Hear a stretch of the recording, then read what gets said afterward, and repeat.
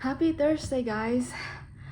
I just finished my workout and today I included the women's open run into the exercise. So what I did was the usual burpees to squats 100, and I do it EMOM style.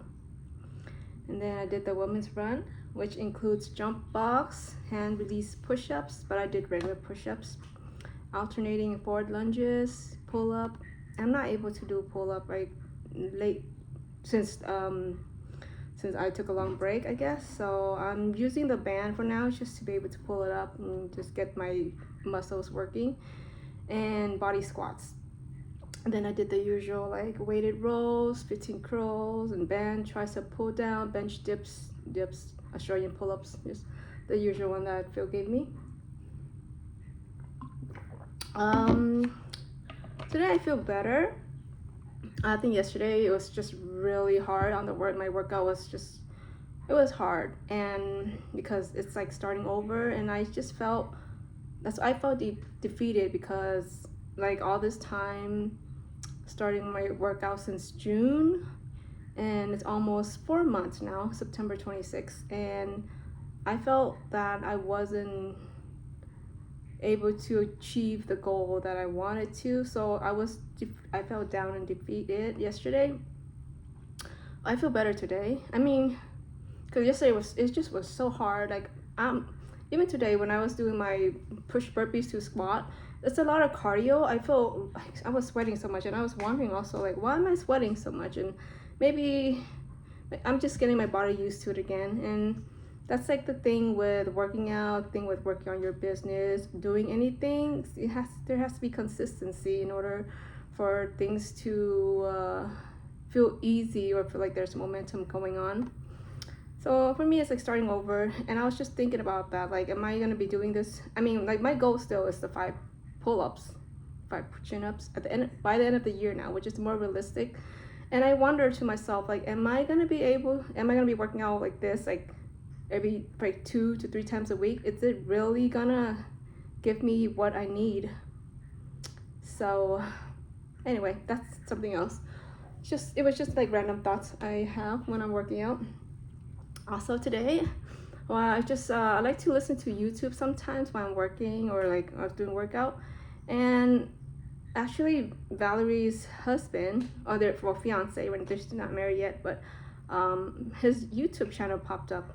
Like I thought he started a YouTube channel, and I was checking on him sometimes, and I noticed he stopped, but then today like somehow it just popped up on my feed, so he's starting it again. So it makes me happy knowing that, you know, we are like my friends and just people in general who are like trying to build something for themselves. So that makes me really happy to know that. I like his content. It's about self-improvement, it's about manifestation, and just loving yourself, and just be kind. And it's kind of the same things that I'm interested in, so I'm probably gonna tune into him and see what else he's got going. Val is working also on her YouTube. She's doing mainly arts and crafts stuff for her students. Because she has like I don't know what you call it, but like only the students are only there like pretty much like about 30 minutes, because you know, like you go in and you know the roll call and all that stuff, so they only have like about approximately 30 minutes of actual working time. And she said sometimes it's not enough time, so she thought to herself, I'm gonna create this YouTube channel where the project is there, that the students and the parent student can look at it ahead of time, and then and they can do it and complete the work at home too. So I thought that was a really cool idea. It's like I like when things are like multi-task or multi-functional. So I like that she's using it for herself to build up her profile, and at the same time it's helping her student, and this is the stuff that she's into. And we're learning YouTube together at the same time. It's just I like learning new things basically. And then also today I decided, like I've been talking about this for a while, like creating Instagram and YouTube for carnivore related activities and recipes, food inspired. But I did create 2 Instagram account already. I post like 2 or 3 posts already there, and I stopped. I need to dedicate some time to that. But it's like the English version and the Vietnamese version. So now that's there. But I thought about it today some more. Like, I think I'm gonna be more serious about the cooking aspect of it. Like, people, like I have like when I'm like, okay, last weekend when I went to the nail salon, you know, like it's nice to see them. Like, I don't go there often anymore. Like, only now every 2 to 3 weeks. Like, sometimes on the weekend when I go home, then I'll go to the nail salon, and I would see some of the customers, and like, you know, we're talking like, how's everything? Like, I don't see you anymore. What's going on? And then I'll tell them about the carnivore diet. I just found out about this, and they're like, what do you really eat there? And you know, there's just like a lot of people still don't know about it. So last weekend I was sharing with somebody, and she was talking about like the keto, and like she's doing this, and like she's taking I don't know what she's taking, because I didn't really hear it, because she was kind of being secretive about it, because I guess it's maybe she was embarrassed, but she was like, it's very low, but she said some kind of form, some pill that she takes, which makes her stomach, or she'll feel full, so she'll eat only half of what she usually eat. So yeah, then I told her about the carnivore, some more about it. I said, like, you just eat as much as you want. The fat is actually good for you. Protein, you're gonna feel full. You might even only eat 1 meal a day, and yeah, get all the nutrients and stuff that your body needs and all that stuff. So she was like, I love her, because she's like really open-minded. You know, some people like, what, like me and all that, you know, but she was really open-minded about it. She was just listening and interested, and you know, she asked me other stuff, how's we were doing, about all that. But yeah, mainly yeah, she was like, what do you eat then? And I guess one of the topic we were talking about was like she kind of tried it, but she's more like keto. And she said like she can't, like, she has to have her bread. So I was telling her, oh yeah, I just found out there's a carnivore bread. This is created by Courtney Luna, one of the YouTubers, Instagram. Yeah, I haven't tried it yet, but I will, because Phil likes his bread too. It's just he's not as picky. He's not like, no, I need my bread, but he's just like kind of sharing with me his feedback. So, but he's been very good with just eating whatever I give him, and he likes it. I kind of told him, oh, maybe we don't need to eat like this if you don't want to, but no, he said, yeah, I like it, and he said good things. So I need to make that recipe. So anyway, like I was telling the lady at the nail salon, the customer, and she was just like, what do you eat? Because I got really bored from keto. I mean, honestly, I think keto has just so much more variety. So I was surprised to hear that, because carnivore is actually even more strict, less things to eat. Carnivore, like, since there's veggies and fruits, keto, there's veggies and fruit, so that makes it so much easier. We're just trying to eliminate all the carbs, which is veggies actually, and sugar. So low carb, that is. But so I was just telling her, and then it kind of made me think, well, everybody eats different though, but I know, like, I'm trying to tell the ladies at the nail salon to eat more like keto carnivore-ish diet, but we know we are really big on rice, and that's just, you know, plain rice, and then our noodles is made from rice also. So it's like a lot of our dishes is rice based, grain based, the noodles. And I found a recipe. It's keto, I guess. I don't know. It's like made from I forgot all the ingredients, but I think it's mainly egg whites and some other stuff. So that it's like very possible to make it, but it seems to be a little bit time consuming. I think I haven't attempted it yet. I haven't had time. So technically I could, when I'm making all the Vietnamese dishes, like we're very like soup based. Like I enjoy my soup, like, you know, pho, bún bò Huế. I love those. And bún bò Huế in general, that's like beef style soup. Beef, what do you call it? It's like mainly beef and lemongrass, a lot of spices. It's like spicy. It's just really flavorful. Oh, I love it. And of course we need the noodles. So I found I found the substitute for that to make it keto, because like our soup are a lot of veggies, so it would be keto, if anything, ketovore. I would make it more with meat and just a little bit of veggies, just to have the essence of the Vietnamese dish. But overall, I'm just thinking about those things. It's like kind of a special dish, so I would make it only on special occasion where it takes a lot of time. But like for those who have health issues, as a Vietnamese person or just Asian, like you want Asian flavor, that could be something that I could attempt to try and make and post on as a YouTube in a YouTube account, as well as Instagram. And I want to make it simple. Like I'll make more simplified food, just have the Asian flavor, the essence, as a carnivore, or more like ketovore. So that's my plan. I was thinking about that. Possibly, I mean, I don't know why I'm saying this. Like I'm saying like possibly after the competition, but I don't feel like it makes any difference because I'm still gonna work out after the competition. So I don't know why I'm saying that. Like it doesn't make sense. Like I could just start it. So I'm gonna do something. I'm just not even gonna bother too much with the camera. I'm just gonna use my iPhone still and do really simple, basic, and just go from there. I don't want to think too hard about equipment, and even like my current YouTube channel right now, I'm not overthinking too much still on the equipment. Although I am thinking about, I think I will still continue talking because this is part of like kind of updating my life and what's going on. And it helps me brainstorm kind of too, and also put myself accountable for things that I'm saying. So I don't know exactly sure. I'm not sure exactly if I'm going to be no.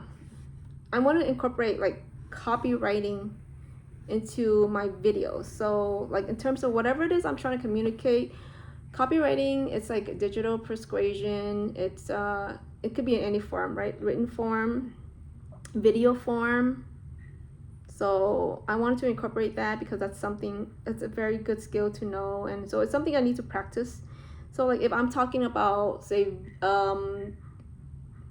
getting someone to want to try cooking the food that I'm making, I need to like figure out like a script for it so that it kind of entice them to like think about it, or like make them feel, I want that looks very simple to make or something like that. So I'm gonna try to incorporate that more as like practice, as well as I'm just creating my content still, but then I want to add that on as another way to improve my skills, online skills. And I'll probably do voiceover or something, I'm not sure. And I will have that, like the video will be there, and I'm thinking, because I need to do the English version and the Vietnamese version, right? For those, like I'm trying to get the Vietnamese community to understand more about the carnivore diet. So I am thinking of doing a voiceover also in Vietnamese, which is really hard for me, but I think this is going to be helpful because I'm going to learn Vietnamese better, like speak better, or like if I can't even explain things that well, I mean, this is good practice. At the same time, like I can just tell them, hey, go to this Instagram account or YouTube account and you can find out more information. And then at that time, when I do create the videos, my plan is to, of course, like get help from maybe ChatGPT and like translate it, and then learn how to pronounce it correctly and just speak it, voice over, or I don't know. I'm this just me just brainstorming right now, but that's the plan. And then also at the same time helping Phil a little bit. He's like sharing with me what his plans are, and right now we're looking for material for that. It's like I said yesterday, it's like a metal, what do you call it? What do you say it was? It's like a badge, a trail badge for what do you call it? Like we went through the Tokerville Falls trail in order to go to the waterfall place. So Tokerville Falls. So So in order to get there, we had to go through like the trail for it, on only certain car or truck is able to do that. So his plan is to create these metal, what do you call it, trail badge. Like every time we accomplish or we make it somewhere, then we like, you know, put that on our truck. And he wants to sell that also on Etsy or wherever he wants to sell that. I don't know yet. He wants to make an ad for it, everything. So I'm just supporting him, helping him with whatever he needs. Yesterday I found out we needed to vectorize something, so I found like Inkscape because it's free, and he was able to use that program to do what he needed to do. And we're also using Canva. So, and then we're gonna learn how to use the laser, which I bought a long time ago, a few months ago, which I never did anything until now or soon.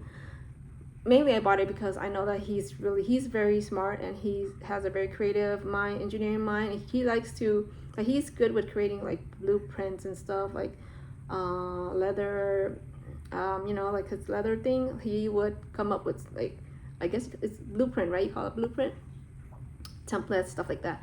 So I figure, I know that it's a good thing to have. We would make customized things eventually, just we didn't get a chance to, and now he's finally like into it because he was kind of busy with some things, and he got the spark recently, so he just did it right, you know, like I told him, he's just like that. So I'm learning with him. We are getting the correct materials. He ordered something, but it was too thin, so we're gonna try to get a better quality one. He's like perfectionist, like I said, like, but he also said like right now it's still like in the testing phase, and he's still being a perfectionist about it, but we're gonna see how it is, and he's gonna like he's gonna improve on it more and more, because that's just how he is. So yeah, that's pretty much update. It took talk for 17 minutes already. Today's question of the day, number 269. Okay, why should you prioritize your mental health as much as your physical health? Success is not how high you have climbed, but how you make a positive difference to the world. Lovely. This is lovely quotes. And of course, a good question. Why should you prioritize your mental health as much as your physical health? Because I believe that mental health is actually more important than physical health. Or I mean, they should be the same, equal, because if you don't have the mental health and capacity to be, if you don't have that in you, like it's gonna physically affect you, like stress, or like talking down on yourself, or thinking of yourself a certain way, negative way. It's gonna affect how you feel about yourself, and in terms, you're not gonna want to do anything. So that's why it's really important to have a positive mindset, to have good thoughts, to free your mind of things that are not really important, and knowing the difference, and knowing when something is not worth thinking about too much. And yeah, so it's really important. Mental health is really important for yourself, self-awareness, and everything it's related to it on your mind, because it is true, like it's most issues start from your mind. I mean, yeah, like physical stuff, it happens, like when you're sick, sometimes you can't help it if you catch something, or health issues in general, sometimes you can't help it. But if you have a strong mind, if your mental health is good, then you most likely would overcome it, because the stress will also affect your health, your physical health, because you're gonna feel a certain way, and then you're just gonna make yourself feel worse if you don't have good mental health. And success is not how high you have climbed, but how you make a positive difference to the world. Yeah, I mean, it's like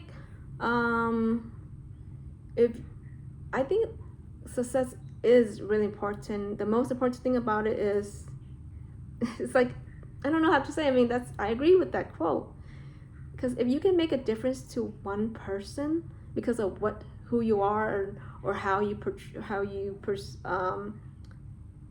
are, I don't know how to say it, like it's just so much more meaningful when something you say or something that you do, it positively affects somebody else, more so than you're making a lot of money and you're like, I don't know, like in the corporate world, if you're like a boss or something, and I guess that's considered successful if you make a lot of money. But if nobody looks at you like respectfully in a way that that they can look at you as a good example to improve themselves or be inspired by you, then like it doesn't affect anyone, like it doesn't help anyone else in the world. So that's, you're not, I guess it's not really successful. And in terms of the authors, the person who created this quote, who said this quote, and I agree with that too. Like what really matters is how you make a positive impact to the world. Yeah. Okay, that's all for today. Thank you everyone for listening.